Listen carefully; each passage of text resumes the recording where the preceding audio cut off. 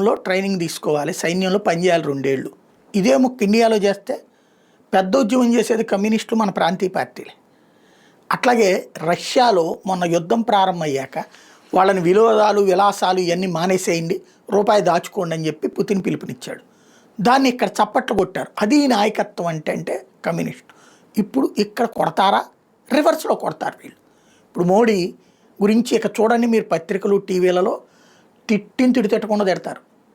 రాహుల్ గాంధీ, కమ్యూనిస్టులు, ప్రాంతీయ పార్టీల్లో ఉన్నటువంటి మోడీ హేటర్స్.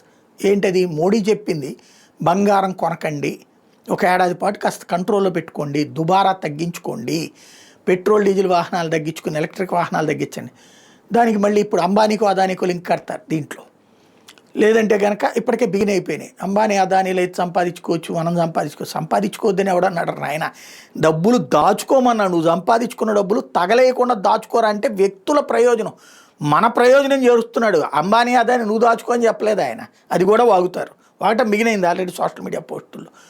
ఇక మనకి మన దేశంలో మంచి చెబితే దాన్ని విషంగా ప్రచారం చేయటం చాలా గొప్పగా శక్తివంతమైనటువంటి ఒక నోటి తొత్తరగాళ్ళు, నోటి మందంగాళ్ళు, నేలిక మందంగాళ్ళు ఉన్నారు, వాళ్ళు బిగినైపోతారు ఇక.